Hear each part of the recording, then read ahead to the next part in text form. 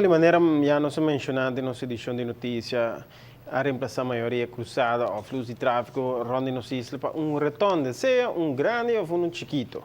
E caminho aqui resulta grato para automobilista. Está bom, para sobra está ligeira tráfego, não bom não tarda para vai e caminho que bom se vai. Mita hayeta hopi bom. Você de compra sobra hopi viaja, tem auto que está sali e outro no tabaco, nada dar outro. Já.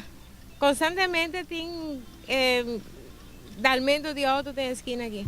Mita waka tá bom sim, porque que não tráfego tá pegar sempre, não? Se vem retorno que tá aliviar uma hobby. Tem hora tráfego está droga, bota que dá para guarda-roupa, para mim que 30 becos, né? Se tá seguro retorno, tá bota vai. Retorno é mais fácil, não? Bota de esquerda corre, não?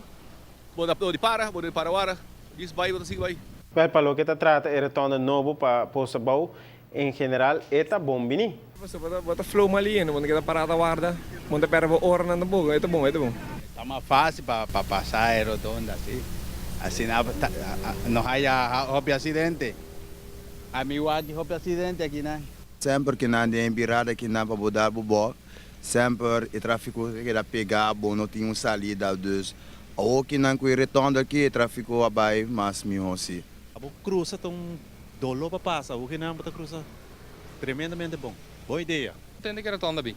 Você esquina aqui tá bira tigre de mais ainda aí à tarde. Essa ela chega na sua hora. Correto. Ela chega na sua hora. É está assim, maneiras me se explica assim que é mais lógico que também malhe para sobre cada é fluxo mais leve, não tem bane cruzada que você ganha caminha com preferência, então agora caminha não tem preferência, tá que tá assim no raio largo, pero como se agora maniobrasi e sa é regra não de retorno não e assim seguro é um alívio de fluxo de tráfego.